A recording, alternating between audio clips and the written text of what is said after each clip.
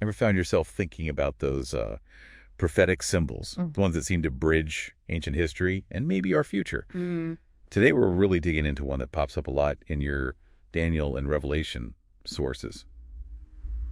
Small horn. That's right. And our goal here for this deep dive is to really unpack this figure, look at its characteristics, who the sources identify it as, and, well, the different ways it gets interpreted. It's pretty fascinating. Yeah, the interpretations are key. So, okay, let's start at the beginning. Where does this small horn where does it come from?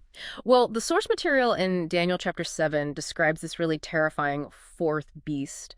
And that beast, it's pretty widely seen as representing the Roman Empire. Rome. Okay. And out of that beast come 10 horns representing kingdoms, powers maybe.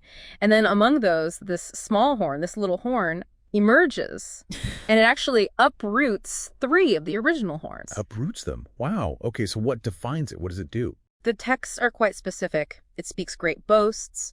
It actively persecutes saints, God's people, and it even aims to change times and laws. Change times and laws. That sounds significant. Very. And within your sources, especially those coming from a certain historicist viewpoint, it gets directly identified. They call it the Babylon-Rome papacy. The Babylon-Rome papacy. Yeah. And it exercises authority for a specific period. Exactly. For a time, times, and half a time. Okay, I've seen that phrase, a time, times, and half a time. What does that actually translate to in, years or days? Right. So in these interpretations, using principles like a day for a year, it consistently breaks down to 3.5 prophetic years. 3.5 years. Which equals 42 months or 1,260 literal days. It's a really crucial time frame in many of these prophetic timelines. Lots of debate around it, of course. Fascinating how precise that is. But Daniel doesn't just stop there, does it? Chapter 8 adds more layers. It does. Daniel 8 shows the small horn also abolishing the daily sacrifice and trampling the sanctuary. What's really interesting is how the sources emphasize its power isn't exactly its own. Meaning? Meaning it leverages external political power rather than just its own inherent strength.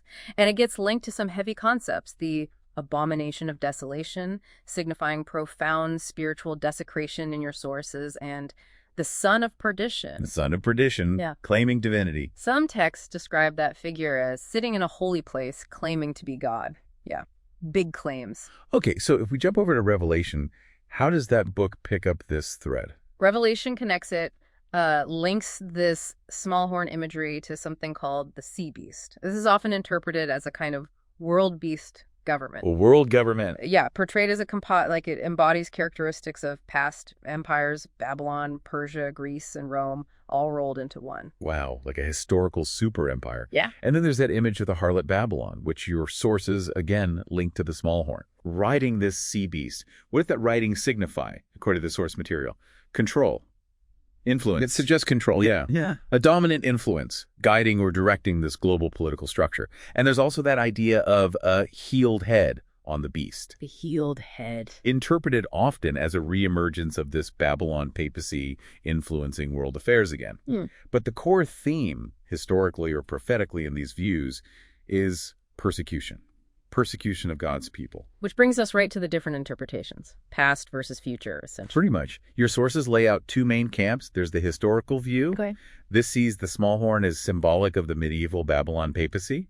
And proponents point to actual history, like the removal of the Heruli, the Vandals, and the Ostrogoths from Western Rome. 3 kingdoms removed, matching the 3 horns being uprooted. Exactly. A historical parallel they find compelling. And the other view, the future view.